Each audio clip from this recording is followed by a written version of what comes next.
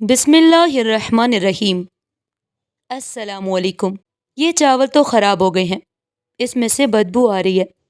میں نے کہا تو بابی نے غصے سے پلیٹ چھین لی اور بولی، واہ بڑے نخرے ہیں تیرے، اب تو بھوکی ہی مر جا۔ اس رات میں بھوکی سوئی، جبکہ بھائی برگر لائے تھے جو وہ چھپا کر کمرے میں لے گئے۔ میں نے بھوکے پیٹ کمرے میں مصلی بچھایا، دعا کی کہ مجھے اچھا کھانا کھانا نصیب ہو، اور میں سو گئی۔ آدھی رات آنکھ کھلی تو کمرے کے باہر سے بریانی کی تیز خوشبو آ رہی تھی۔ میں فوراً باہر جانا چاہتی تھی، مگر منظر دیکھ جسم سن سا ہو گیا۔ میں اپنی کھڑکی میں کھڑی آسمان پر چمکتا ہوا چاند دیکھ رہی تھی۔ آنکھوں میں آنسو تھے اور دل بے حد دکھی تھا۔ بھائی ابھی تک گھر نہیں آئے تھے۔ دل میں حوصلہ تھا کہ شاید وہ کچھ کھانے کو لے آئیں گے، لیکن کافی دیر گزرنے کے بعد بھی وہ نہیں آئے۔ میری نظر مسلسل بیرون دروازے پر ٹھکی ہوئی تھی۔ امید تھی کہ آج کچھ اچھا کھانے کو مل جائے۔ 2 دن سے میں نے ڈھنگ کا کچھ نہیں کھایا تھا، اور جو کچھ آج ہوا اس نے دل کو چھلنی کر کے رکھ دیا۔ بھابھی کا رویہ دن بہ دن میرے ساتھ خراب ہوتا جا رہا تھا، اور مجھے آنسوؤں کے سوا کوئی راستہ دکھائی نہیں دے رہا تھا۔ دل میں ایک عجیب سی جلن تھی، اور وہ جلن آنسوؤں کے ساتھ بہہ رہی تھی۔ کچھ دیر گزری تو آخر کار بھائی بیرون دروازے سے گھر میں داخل ہوئے۔ کھڑکی سے دروازہ صاف دکھتا تھا۔ میں یہ پہچاننے ہی والی تھی کہ ان کے ہاتھ میں موجود شاپر میں کھانے کی کوئی چیز ہے یا نہیں، کہ وہ تیزی سے ادھر ادھر دیکھتے ہوئے سیدھے اپنے کمرے کی طرف بڑھ گئے۔ اس لمحے مجھے یوں لگا جیسے کسی نے ایک زوردار تھپڑ میرے منہ پر دے مارا ہو، اور میں وہیں ڈھیر ہو گئی ہوں۔ میں دوبارہ اپنے کمرے میں گئی اور بستر پر بیٹھ گئی۔ دل میں اب ایک نیا سا دکھ بیٹھ گیا تھا۔ پہلے بھوک کا دکھ تھا، اب اپنوں کی بے رخی اور بے اتنائی کا درد اندر تک اتر رہا تھا۔ والدین کے جانے کے بعد لگتا تھا سب کچھ ختم ہو گیا ہے، اور حقیقت میں شاید ہو بھی گیا تھا۔ بھائی اور بھابھی کے رویوں نے واضح کر دیا تھا کہ اب میرا ان سے کوئی رشتہ نہیں رہا۔ ابھی میں نے بھائی کو چپکے سے شاپر لے کر اپنے کمرے میں جاتے دیکھا تو دل خون کے آنسو رونے لگا۔ بھابھی نے مجھے بھوکا رکھنا مناسب سمجھا اور خود شوہر کو فون کر کے اپنے لیے برگر منگوا لیا۔ کاش میرے لیے بھی منگوا دیتی تو کیا ہو جاتا۔ اس وقت رات کے 9 بج رہے تھے، اور بھوک سے میرا برا حال تھا۔ جب برداشت کی حد ختم ہوئی تو میں نے مصلی بچھایا۔ ذہن میں ایک ہی بات گونج رہی تھی کہ اللہ اپنے بندوں کو بھوکا نہیں سلاتا۔ رو رو کر میں نے دعا کی، یا اللہ تیری یہ بندی 2 دن سے بھوکی سو رہی ہے، مجھے ڈھنگ کا کھانا نصیب نہیں ہوا، اور اس گھر میں کسی کو پرواہ نہیں۔ روتے روتے برا حال ہو گیا۔ آنکھوں میں آنسو لیے میں وہی مصلی پر سو گئی۔ ذہن میں اب بھی یہی خیال تھا کہ میں بھوکی ہوں، اور مجھے تب سمجھ آیا کہ بھوک انسان کو کتنا بے بس اور لاچار کر دیتی ہے۔ باقی سب مسائل بھول جاتے ہیں، اور بس یہ یاد رہتا ہے کہ پیٹ میں کچھ نہیں گیا۔ روتے روتے گہری نیند آ گئی۔ اللہ ہی رونے کے بعد سکون کی نیند دیتا ہے، اور میں حیران تھی کہ بھوکی ہونے کے باوجود مجھے نیند کیسے آ گئی۔ شاید یہ اللہ کا کوئی اشارہ تھا۔ بامشکل 3-4 گھنٹے گزرے ہوں گے کہ میں بڑبڑا کر جاگ اٹھی۔ ناک میں بریانی کی تیز خوشبو تھی جس نے بھوک کو پھر سے جگا دیا۔ میرے چہرے پر مسکراہٹ بکھر گئی، اور میں سمجھ گئی کہ میرا رب اپنے بندوں کو محروم نہیں رکھتا، وہ ضرور کھلاتا ہے۔ خوشبو سونگھ کر میں فوراً اٹھ کر باہر آئی تو صحن کا منظر دیکھ کر قدم وہی جم گئے۔ کئی لوگ بیٹھے تھے اور بریانی کی دیگ رکھی ہوئی تھی۔ بھابھی کہیں نظر نہیں آ رہی تھی۔ اتنے میں ان میں سے ایک خاتون اٹھی، میری طرف دیکھ کر مسکرائیں اور میرے سامنے بریانی کی پلیٹ بڑھا دی۔ انہوں نے جو کچھ کہا اسے سن کر میں حیران رہ گئی، اور آنکھوں میں آنسو رواں ہو گئے۔ میرا نام عافیہ ہے۔ میں اپنے والدین کی چھوٹی اور اکلوتی اولاد ہوں۔ میری کوئی بہن نہیں، ایک بڑا بھائی ہے۔ ہم دونوں میں بہت محبت تھی۔ والدین اگرچہ متوسط طبقے سے تعلق رکھتے تھے، مگر انہوں نے ہماری تعلیم و تربیت پر کبھی سمجھوتا نہیں کیا، نہ ہی ہماری جائز خواہشات کو رد کیا۔ انہوں نے ہمیں پوری توجہ سے قابل قدر اور معاشرے کا کارآمد فرد بنانے کی کوشش کی۔ لیکن میرے اور بھائی کے مزاج میں زمین آسمان کا فرق تھا۔ وہ ابو سے بالکل الگ تھا، شاید خاندان کے کسی اور مرد پر چلا گیا تھا۔ جب میں نے میٹرک کیا تو اس نے ابو پر زور دینا شروع کر دیا کہ مجھے پڑھائی چھوڑ کر گھر بٹھا دیا جائے، گھر سے کھاؤں اور گھر کے کاموں میں لگ جاؤں، کیونکہ اسے لگتا تھا کہ میں نے تو بہرحال بیاہ کر دوسرے گھر جانا ہے۔ لیکن ابو میری پڑھائی چھوڑنے کے سخت خلاف تھے۔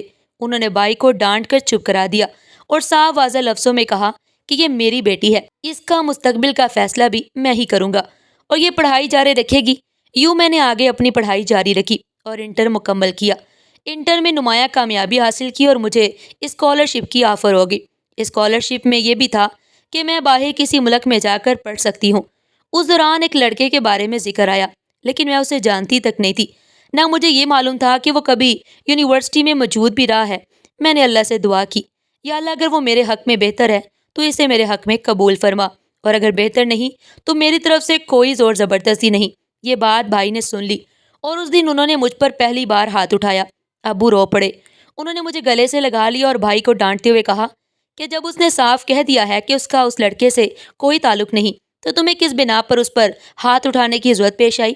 بھائی شرمندہ تو ہوا، لیکن اس بات نے مجھے یہ واضح کر دیا کہ اگر ابو کو کچھ ہو گیا تو میں بے آسرا اور بے سہارا رہ جاؤں گی، اور بھائی کبھی مجھے وہ عزت اور محبت نہیں دے گا جو ابو نے دی ہے۔ یہ خوف میرے اندر چھٹی حس کو بیدار کر گیا۔ اسی رات میں نے ابو سے کہا کہ اگر یہ رشتہ آپ کو مناسب لگے تو میری شادی کر دیجیے۔ میں ابو کے سامنے رو پڑی اور کہا ابو اگر آپ کو کچھ ہو گیا تو مجھے یقین ہے کہ بھائی میرا جینا حرام کر دے گا اور مجھے ہر وقت اذیت دے گا۔ اس رات ابو کی طبیعت اور زیادہ خراب ہو گئی اور وہی ہوا جس کا مجھے ڈر تھا۔ 2 دن تک ابو اسپتال میں رہے اور پھر اس جہاں فانی سے رخصت ہو گئے۔ جاتے وقت انہوں نے بھائی کو خاص طور پر نصیحت کی کہ میری بیٹی کی آنکھوں میں کبھی آنسو نہیں آنے چاہیے، وہ مجھے جان سے زیادہ عزیز ہے۔ میں نے رو رو کر اللہ سے ابو کی لمبی عمر کی دعا کی، لیکن کوئی دعا قبول نہ ہوئی، اور اس دن مجھے صحیح معنوں میں اندازہ ہوا کہ سر سے چھت چھن جانا کسے کہتے ہیں، بھری دھوپ میں جلنا کسے کہتے ہیں، کہ جب گھر کا سایہ دار درخت یعنی میرے والد صاحب اس دنیا سے چلے جائیں۔ امی بھی بالکل کمزور پڑ گئی تھی۔ بھائی کی فطرت جانے کیسی تھی، اس کا جارحانہ انداز دیکھ کر میں مزید ڈر جاتی۔ اس کی نئی نئی نوکری لگی تھی، وہ محنتی تھا اس لیے تنخواہ بھی اچھی تھی۔ 2 مہینے کے اندر اس نے امی سے کہا کہ اسے اپنی کولیگ پسند آ گئی ہے اور وہ اسی سے شادی کرے گا۔ امی اس کے سامنے کوئی بات نہیں منوا سکتی تھی، وہ بس اتنا سمجھتی تھی کہ پہلے میری شادی کر دی جائے پھر وہ اپنی مرضی کرے گا۔ امی نے سر جھکا دیا، لیکن بھائی سے کہا کہ پہلے اپنی بہن کی شادی کر لو، اس کے بعد اپنی شادی کرنا۔ بھائی نے اس بات کو زیادہ سنجیدہ لے لیا اور مجھ سے کہا کہ اس لڑکے کو کہو جو تمہیں پسند کرتا ہے وہ رشتہ بھیجے تاکہ یہ قصہ ختم ہو۔ لیکن یونیورسٹی ختم ہونے کے بعد میرا اس سے کوئی رابطہ ہی نہیں تھا۔ ابو کی وفات کے بعد تو جیسے میں دنیا سے ہی کٹ گئی تھی، نہ مجھ میں کچھ کرنے کی ہمت رہی، نہ کسی سے رابطہ قائم رکھنے کی بات رہی۔ میں نے بھائی کو صاف کہا کہ میرا اس سے کوئی تعلق نہیں۔ تب اس نے پہلی بار امی کی غیر موجودگی میں مجھے زوردار تھپڑ مارا اور کہا اپنے عاشق سے سیدھا کہو کہ وہ آ کر تمہیں بیاہ کر لے جائے، زیادہ ڈرامے مت کرو کیونکہ تمہارے بعد میری شادی کا نمبر ہے، اگر تم اس طرح ڈرامے کرتی رہو گی تو میری شادی نہیں ہو پائے گی۔ میں پھٹی پھٹی نگاہوں سے بھائی کو دیکھتی رہ گئی۔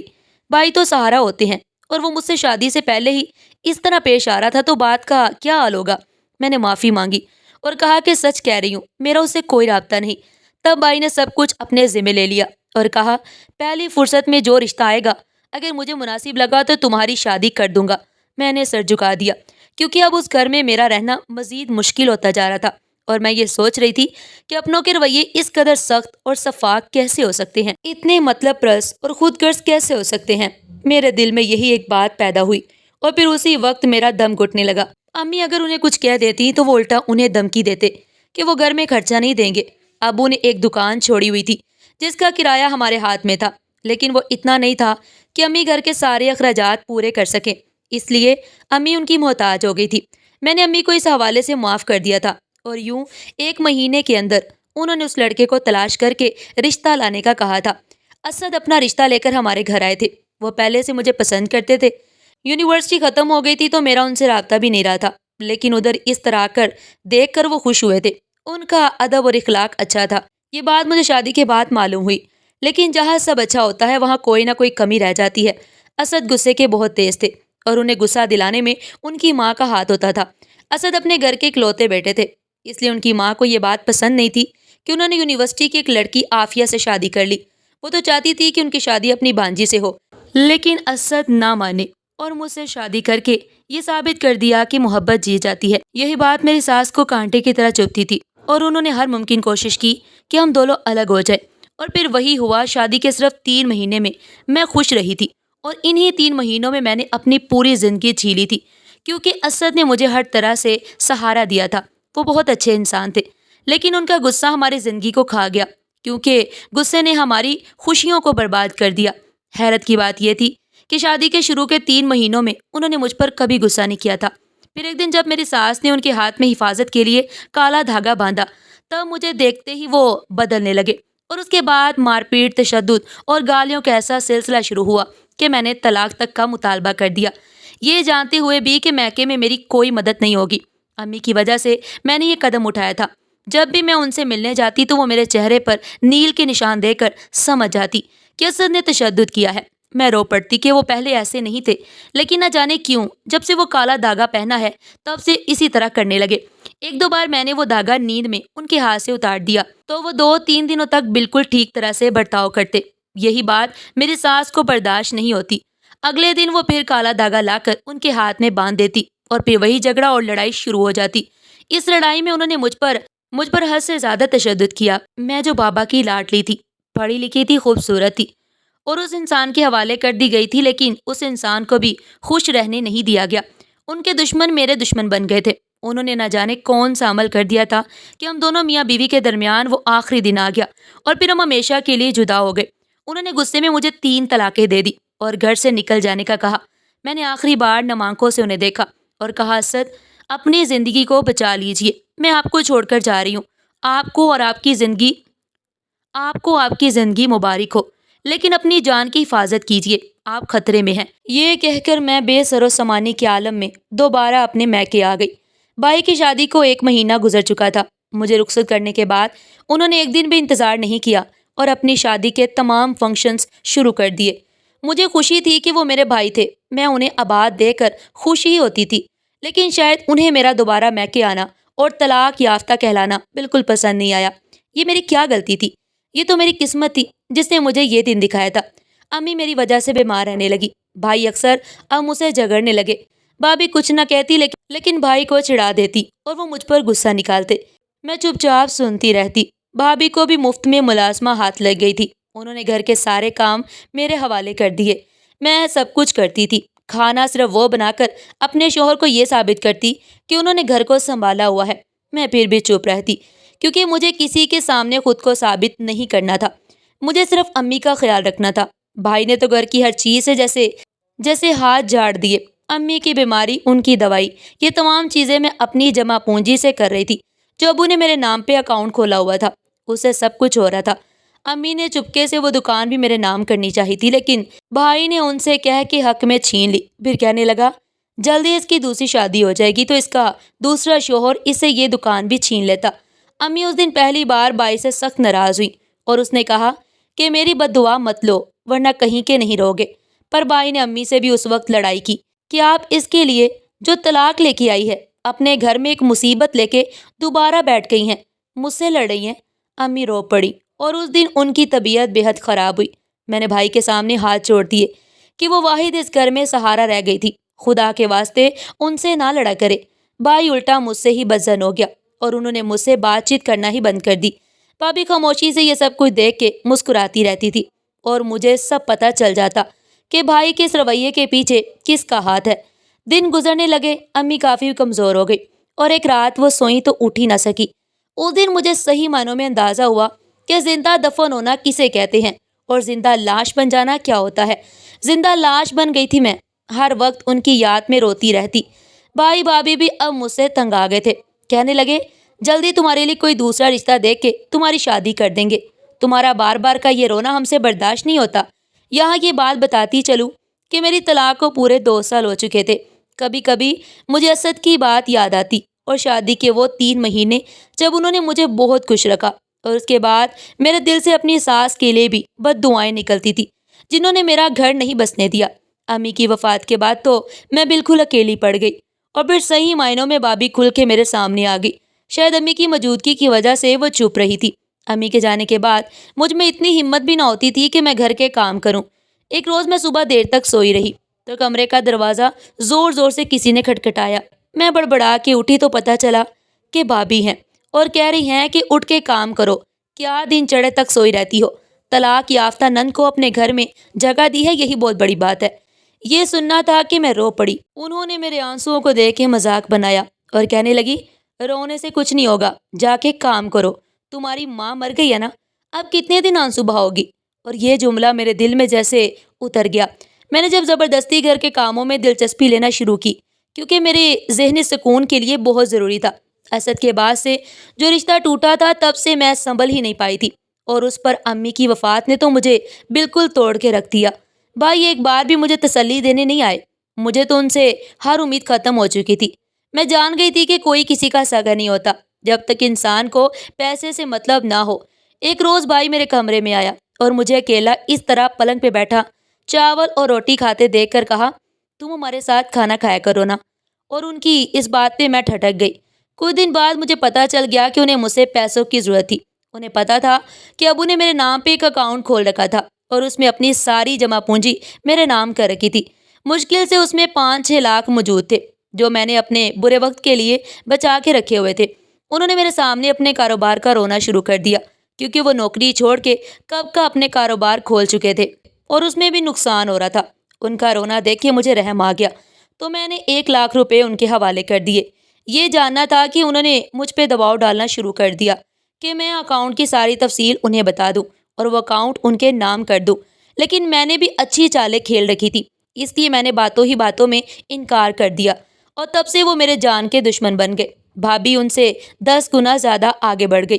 ان کا کہنا تھا کہ 2 وقت کی روٹی ہمارے ہاں گھر پہ بیٹھ کے کھاتی ہو اور ہمیں ہی کسی چیز کی تفصیل نہیں بتاتی ہو۔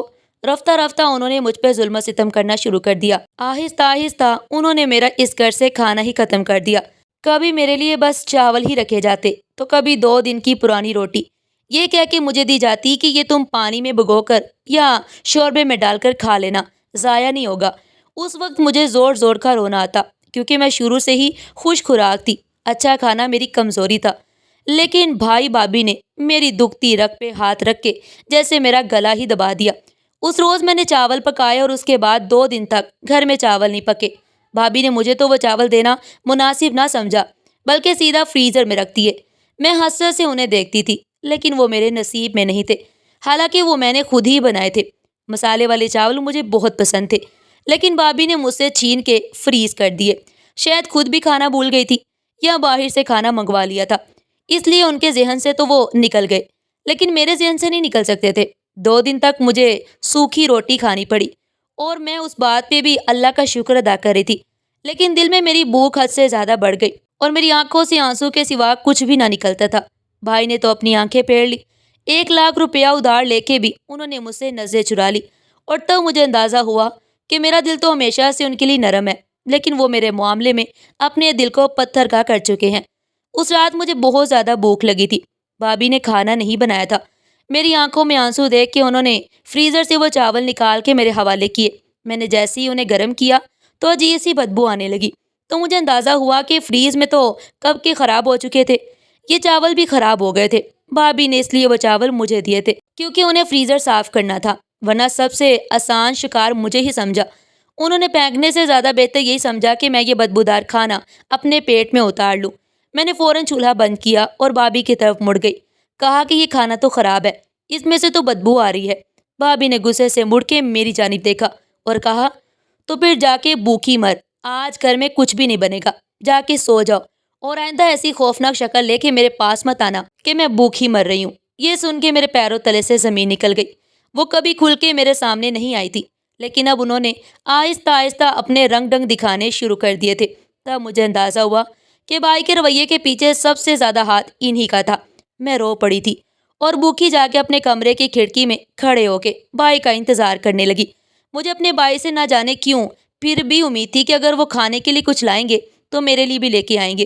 میں کافی دیر تک وہیں کھڑی رہی، تبھی بیرون دروازہ کھلا اور بھائی گھر کے اندر داخل ہوئے۔ میرے کمرے سے یہ منظر صاف نظر آ رہا تھا۔ میں دوڑ کے ان کے پاس جانا چاہتی تھی کیونکہ ان کے ہاتھ میں شاپر تھا جس میں کچھ موجود تھا۔ پھر مجھے احساس ہوا کہ وہ میری طرف دیکھے بغیر اپنے کمرے میں لے گئے اور دروازہ بند کر دیا۔ انہوں نے یہ پوچھا بھی گوارا نہ کیا کہ آج گھر میں کھانا نہیں بنا تو میری بہن نے کیا کھایا۔ یہاں یہ بات بتاتی چلوں کہ کھانا بھائی اور بھابھی کی مرضی سے بنتا تھا اور کچن کو بھی اکثر تالا لگا ہوتا، یعنی کھانا بننے کے بعد کچن کو بند کر دیا جاتا تاکہ میں اپنی مرضی کا کچھ بھی نہ بنا لوں۔ میں محتاج ہو گئی تھی، حالانکہ پڑھی لکھی تھی اور جاب کرنا چاہتی تھی، لیکن بھائی اس کے لیے راضی نہیں تھے۔ اس دن میں مصلی بچھا کے بری طرح رو پڑی، یا اللہ تو اپنے بندوں کو دھوکہ نہیں دیتا، میں بھی تو تیری بندی ہوں، 2 دن سے بھوکی ہوں، ٹھیک سے کھانا نہیں کھایا، سوکھی روٹی کھا رہی ہوں، گھر میں سب کچھ ہوتے ہوئے بھی یہ لوگ مجھے بھوکا مارے ہیں، تو اپنی رحمت سے مجھے اچھا کھانا کھلا دے۔ اس وقت میرے لیے وہی بہت بڑی نعمت تھی، پر میں وہی مانگ رہی تھی۔ روتے روتے وہیں سو گئی۔ جب آنکھ کھلی تو مجھے ایسا لگا کہ پورے کمرے میں بریانی کی بہت ہی تیز خوشبو آ رہی ہے۔ خوشبو میرے نتنوں میں گھس رہی تھی۔ میں فوراً اٹھی، مجھے لگا میری دعا قبول ہو گئی ہے، اور واقعی میری دعا قبول ہو گئی تھی۔ میں جیسے ہی با کے کمرے کے صحن میں آئی تو یہ دیکھ کے حیران رہ گئی کہ وہاں بہت سے لوگ موجود ہیں جنہیں میں جانتی تک نہیں تھی، جن میں زیادہ تر خواتین تھی۔ مجھے دیکھ کے مسکرا کے کہنے لگی، بیٹا تم اس گھر کی بیٹی ہو نا، آؤ تم بھی بریانی کھا لو۔ میں اتنی بھوکی تھی کہ کچھ بھی نہ سوچا، ان کے ہاتھ سے بریانی کی پلیٹ لے کے کھانے لگی، اور جب پیٹ بھر کے کھا لیا تو سب سے پہلے اللہ کا شکر ادا کیا۔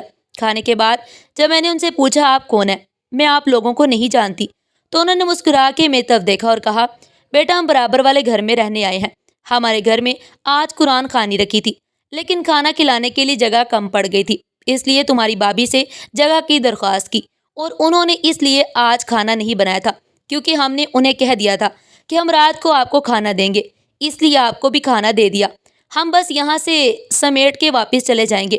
میری آنکھوں میں شکر گزاری کے آنسو تھے۔ میں نے اس عورت کا بے حد شکریہ ادا کیا، اور پھر آہستہ آہستہ میری ان سے دوستی ہو گئی۔ وہ بالکل میری ماں جیسی تھی۔ آج جب کبھی گھر کے کاموں سے فارغ ہو کے میں ان کے پاس جاتی تو مجھے دیکھ کر کہتی، بیٹا اس بریانی کی ایک پلیٹ نے تمہیں میرا دوست بنا دیا۔ کہیں بھوک انسان سے بہت کچھ کرواتی ہے۔ میں تمہیں مشورہ دیتی ہوں کہ تم اپنی پڑھائی کو عمل میں لاؤ اور اپنے لیے خود سب کچھ کر سکو۔ کب تک اپنے بھائی بھابھی کی محتاج رہو گی اور ان کی ملازمہ بن کے رہو گی، ان کی باتیں سنتی رہو گی؟ میں اکثر دیکھتی ہوں کہ تم سوکھی روٹی کھا رہی ہوتی ہو۔ اپنے آپ کو اس قابل بناؤ کہ اپنے لیے شاندار کھانا خود اپنے پیسوں سے کما کے کھا سکو۔ مجھے ان کی بات دل میں اترتی ہوئی محسوس ہوئی۔ میں نے ان کے بیٹے کی مدد سے وہ دکان جو بھائی نے اپنے نام کروا لی تھی، تمام قانونی کارروائی کے بعد اپنے نام کروا لی، کیونکہ یہ ابو کی وصیت تھی کہ وہ دکان میرے نام ہو جائے گی۔ اور جیسے وہ دکان میرے نام پر ہوئی، میں نے آنٹی کو ساتھ ملا کر وہاں ایک ڈھابا کھولنے کی پوری کوشش کی۔ ڈھابا کیا تھا، 2-3 سالن اور سبزیاں رکھ کر میں نے باقاعدہ طور پر کاروبار کا آغاز کیا۔ میں نے آنٹی سے کھانا پکانا بھی سیکھ لیا، اور میرے ہاتھ کا ایسا ذائقہ نکلا کہ اب میں نہ صرف اپنے لیے مزیدار کھانے خود بنا لیتی، بلکہ میرے ڈھابے کا کاروبار اتنا زیادہ بڑھ گیا کہ میں نے اپنے لیے الگ کرائے کا مکان حاصل کر لیا۔ میں ابو کو دعائیں دیتی تھی کہ انہوں نے اچھے وقت میں میرے برے وقت کے لیے سوچ کر رکھا تھا، اور آج میں کامیاب ڈھابے کی مالکن بن کے اپنا کاروبار چلا رہی تھی۔ میں روز اپنے ڈھابے سے اپنی پسند کی چیزیں کھاتی اور پیٹ بھر کے اللہ کا شکر ادا کرتی۔ میں نے آنٹی کو ہمیشہ اپنے ساتھ رکھا، وہ مجھے بہت پسند کرتی تھی، اس لیے انہوں نے اپنے بڑے بیٹے کے لیے میرا رشتہ بھیج دیا۔ میں ایک بار پھر بیان کے ساتھ ان کے گھر گئی اور اپنے بھائی بھابھی کو ہمیشہ کے لیے خیر آباد کہہ دیا۔ وہ آنٹی جنہوں نے مجھے حوصلہ دیا، امید کا سہارا دیا، وہی میری سانسوں کا حصہ بن چکی تھی۔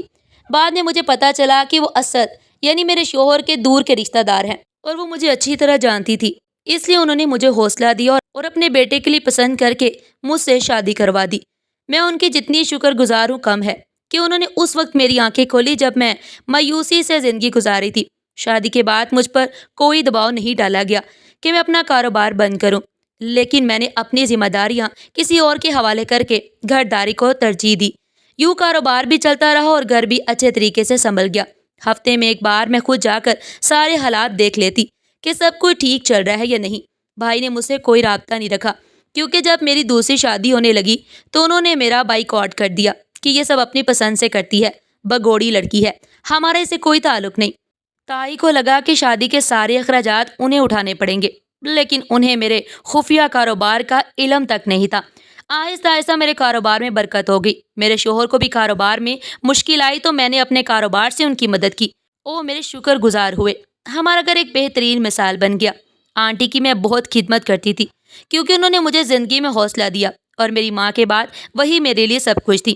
ایک دن میں ڈھابے پر حساب لینے گئی، جو اب ایک بڑے کاروبار میں بدل گیا۔ وہاں ایک عورت روتی ہوئی دکھائی دی جو کھانے کی طلبگار تھی۔ یہاں یہ بتاتی چلوں کہ میرا بھائی اور بھابھی سے کافی عرصے سے کوئی رابطہ نہیں تھا۔ میں چاہتی بھی تو وہ لوگ تعلق توڑ چکے تھے، ہم نے محلہ بھی بدل لیا، اس لیے بھی کوئی خبر نہیں ملتی تھی۔ جب میں نے اس عورت کو روتے ہوئے دیکھا تو میرا دل پسیج گیا اور آنکھوں میں آنسو آ گئے۔ وہ عورت کوئی اور نہیں، میری بھابھی تھی، جو اپنی گود میں 3 سالہ بچہ لیے کھانا مانگ رہی تھی۔ وہی بھابھی جو کبھی مجھے 2 وقت کی روٹی کے لیے ترساتی تھی، آج خود بھوک سے تڑپ رہی تھی۔ بچے کی حالت دیکھ کر میرے دل میں ایک دم اداسی چھا گئی، اور میں نے فوراً انہیں معاف کر دیا۔ اور عزت سے بٹھا کر کھانا کھلایا اور کہا اگر پیسوں کی ضرورت ہے تو میں مدد کے لیے تیار ہوں۔ اس پر انہوں نے انکشاف کیا کہ تمہارے بھائی نے دوسری شادی کر لی ہے اور مجھے دھوکہ دیا۔ وہ کبھی تمہارے اور امی کے خلاف نہیں تھا، میں ہی تھی جو ان کے کان بڑھتی رہی، لیکن اب میں ذلت بھری زندگی گزار رہی ہوں۔ ان کی دوسری شادی کے بعد دل سے ہی میرا ساتھ چھوڑ دیا، اور جب میں امید سے ہوئی تو انہوں نے مجھے گھر سے نکال دیا۔ میں نے کسی طرح اپنے بچے کو پال پوس کر بڑا کیا ہے۔ 3 سال کا یہ معصوم میرا سب کچھ ہے اور مجھے بے حد پیارا ہے۔ میں ابھی تک اولاد کی نعمت سے محروم تھی۔ میں نے اسی وقت بھابھی سے کہا کہ آپ اس بچے کو اگر اچھی زندگی دینا چاہتی ہیں تو آپ اسے مجھے دے دیں، کیونکہ بھائی کی دوسری شادی سے 2 بچے ہو چکے تھے اور شاید اب انہیں اپنی پہلی بیوی سے نہ کوئی محبت رہی اور نہ ہی ان کی اولاد سے۔ لیکن میں تو سب کو اپنا خون سمجھتی تھی، اس لیے میں نے بھابھی سے وہ بچہ لے لیا اور بھابھی سے یہ وعدہ کیا کہ میں آپ کو ٹھکانہ فراہم کر دوں گی، روزی روٹی کا انتظام آپ کو خود کرنا ہوگا۔ وہ میرا شکر ادا کرتے نہ تھکتی۔ انہوں نے میرے خلاف بہت سی سازشیں کی، لیکن میں پلٹ کر ان سے ویسا سلوک نہیں کرنا چاہتی تھی جیسا انہوں نے میرے ساتھ کیا تھا۔ ان کی کہانی دردناک تھی۔ میرے گھر چھوڑنے کے بعد ہی بھائی کی دلچسپی ان سے کم ہونا شروع ہو گئی تھی۔ بات صرف مار پیٹ تک نہیں رہی، بلکہ ایوب بھائی نے بالآخر انہیں گھر سے بھی نکال دیا۔ ابھی تک بھائی کے نکاح میں تھی، لیکن جلد ہی بھابھی نے بتایا کہ اب وہ طلاق یافتہ ہو چکی ہیں۔ بھائی نے انہیں طلاق دے دی ہے۔ اپنے بچے کو انہوں نے دیکھا تک نہیں، لیکن میں بے اولاد تھی، اس لیے میں نے اپنی ساس کے مشورے سے اپنے بھتیجے کو گود لے لیا اور پرورش کر کے بڑا کرنے لگی۔ میرے دل میں کوئی کھوٹ نہیں تھا، نہ میں کسی بدلے کی خواہش رکھتی تھی، لیکن جو جیسا کرتا ہے ویسا بڑھتا ہے۔ بھابھی نے جو کچھ کیا تھا انہیں اس کا نتیجہ ملا۔ انہوں نے سب کچھ خود اپنے ہاتھوں سے کمایا تھا اور اب وہ اکیلی زندگی گزار رہی تھی۔ میرا بھتیجا بڑا ہو گیا، 6 برس کا ہو چکا تھا۔ مجھے اسے بے حد محبت تھی۔ اس دوران اللہ نے مجھے ماں بننے کی خوشخبری دی تو بھابھی گھبرا گئی، کہنے لگی میرے بیٹے کو تم پھینک تو نہیں دو گی؟ میں نے مسکرا کے ان کی طرف دیکھا اور کہا میں نے اسے اپنا بیٹا بنایا ہے، میں اسے کیسے چھوڑ سکتی ہوں؟ ہو سکے تو آپ بھی اپنی دوسری زندگی شروع کر لیجئے، کسی ایسے شخص سے شادی کر لیجئے جو عزت سے آپ کو 2 وقت کی روٹی کھلا سکے۔ بھابھی نے میری بات کو سنجیدگی سے لیا اور ایک طلاق یافتہ شخص سے شادی کر لی جس کی کوئی اولاد نہیں تھی۔ میری بیٹی پیدا ہوئی۔ ایک روز وہ میرے گھر آئیں اور کہنے لگی مجھے میرا بیٹا بہت یاد آتا ہے، اگر تم برا نہ مانو تو مجھے واپس دے دو۔ میں تو اسی جملے کی تلاش میں تھی، کیونکہ میں نے اسے اپنی بیٹی کے لیے گود نہیں لیا تھا، بلکہ میں اسے معاشرے کا کارآمد فرد بنانا چاہتی تھی، بس ایک بہتر زندگی دینا چاہتی تھی۔ اس لیے میں نے اسی وقت بھابھی کو ان کے مطالبے پر ان کا بیٹا واپس کر دیا۔ یہ ان کا ظرف تھا اور میرا ظرف یہ تھا کہ جب اپنی اولاد کا مطالبہ کریں تو میں انہیں واپس کر دوں۔ میری نیت بھی یہی تھی اور اللہ نے اس کے بدلے مجھے بیٹی عطا کر دی۔ مجھے اور کیا چاہیے تھا؟ اب میں اپنے ڈھابے کے کاروبار کے ساتھ ساتھ اپنی بیٹی اور گھرداری کو بھی دیکھ رہی ہوں۔ میری ساس، میرے گھر والے سب خوش ہیں اور یہ قسمت مجھے بہت مشکل سے ملی ہے۔ اس کے لیے مجھے بہت محنت کرنی پڑی، بھوکا رہنا پڑا، لوگوں کی باتیں سننی پڑی، لیکن میں ڈٹی رہی۔ مستقل مزاجی نے مجھے اس مقام پر پہنچایا اور آج میں اپنے پیسوں سے جو کچھ چاہوں خرید کے کھا سکتی ہوں، جو کچھ چاہوں خرید کے پہن سکتی ہوں، اور یہ سب میری ساس اور میرے شوہر کے اعتماد کا نتیجہ تھا جس نے مجھے کامیاب کیا۔ دوسری طرف بھابھی کی بدنیتی نے انہیں زندگی ہی میں اس کی سزا دے دی۔ بھائی کی کوئی خبر مجھے نہیں تھی۔ شاید بھائی نے جو کچھ بھابھی کے ساتھ کیا تھا انہیں اس کی سزا آئندہ زندگی میں ملے، یہ تو مجھے علم نہیں تھا، لیکن اتنا ضرور جانتی تھی کہ آج ہم کسی کے ساتھ برا کرتے ہیں تو کل وہی سب کچھ ہمارے ساتھ لوٹ کر آتا ہے، اور کوئی انسان اپنے برے اعمال سے نہیں بچ سکتا، بلکہ زندگی کے کسی نہ کسی موڑ پر اپنے برے اعمال کے انجام سے ضرور ٹکراتا ہے، جہاں اسے حساب دینا پڑتا ہے اور اس کی پکڑ ہوتی ہے۔ اگر آپ کو یہ کہانی پسند آئی ہو، اسے اپنے دوستوں، رشتہ داروں کے ساتھ ضرور شیئر کریں۔ ہمارے چینل کو سبسکرائب کریں تاکہ مزید نئی اور سبق آموز کہانیاں آپ تک وقت پر پہنچ سکیں۔ ویڈیو کو دل سے لائک کریں اور کمنٹس میں اپنی رائے دینا نہ بھولیں، کیونکہ آپ کی رائے ہی ہماری حوصلہ افزائی ہے۔ پھر ملتے ہیں ایک نئی ویڈیو کے ساتھ، تب تک کے لیے اللہ حافظ۔